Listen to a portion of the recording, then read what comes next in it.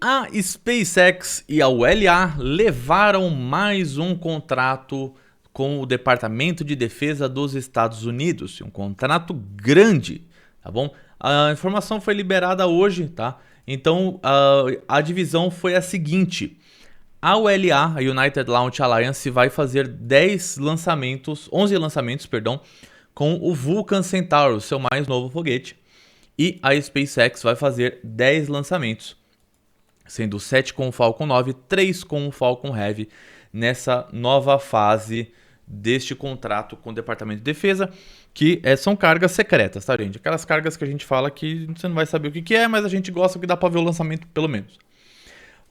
A SpaceX vai receber por essas 10 missões 1,23 bilhão de dólares, né?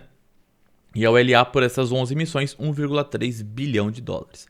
Aí você pode, a primeiro momento, falar assim: nossa, cara, mas o custo por lançamento da SpaceX, nesse caso, tá mais caro do que o da ULA, né? E nesse caso está mesmo. Você pegar 1,3 bilhão e dividir por 11, vai dar um custo aproximado aí de 118 milhões por lançamento.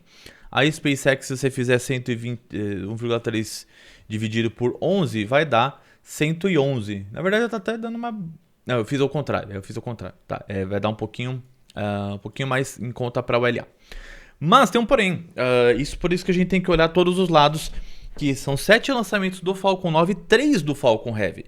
Ou seja, a SpaceX vai lançar 2 foguetes diferentes, sendo que o Falcon Heavy é um foguete maior, com maior capacidade de carga do que o Vulcan, e na prática o custo é menor. Então, numericamente, a SpaceX tem uma vantagem pequena do ponto de vista de orçamento ali, baseado nessas diferenças entre foguetes. Óbvio que o Vulcan também tem os seus foguetes. A diferença entre as suas variantes do Vulcan, ele pode ter Vulcans mais tranquilos e Vulcans mais pesados, entre aspas, aqui falando com mais boosters laterais. E tem um outro porém interessante. Anteriormente, a primeira fase desse contrato do National Security Space Launch, se não me engano, é o NSSLE, que é o nome do programa. A ULA tinha 60% desse contrato.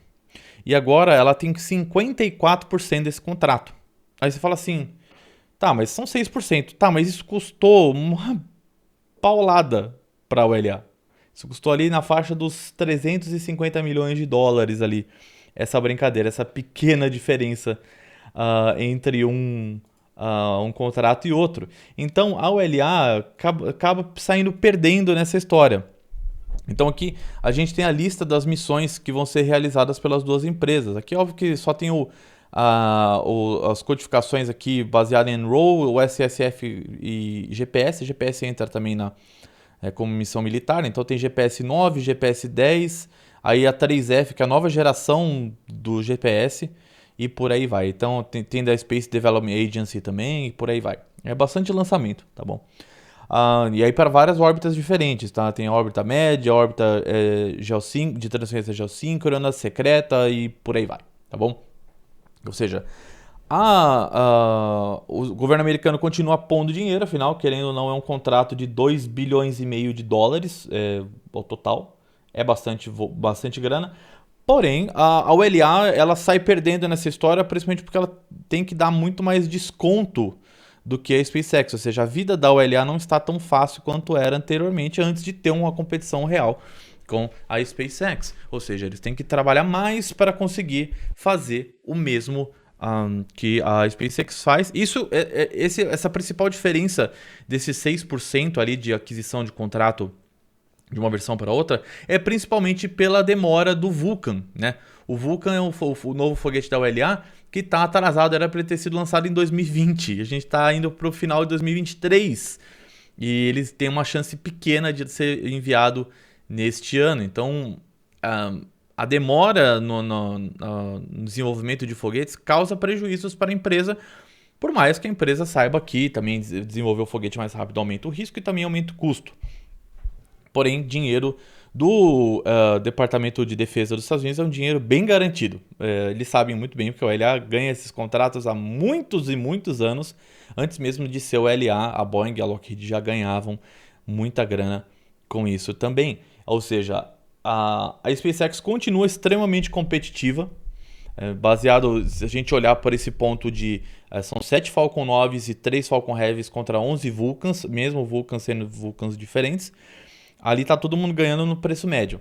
Tá? Todo mundo, tanto a SpaceX quanto a ULA ganhando no preço médio. Tem uns foguetes que vão dar prejuízo em relação ao lançamento, outros não.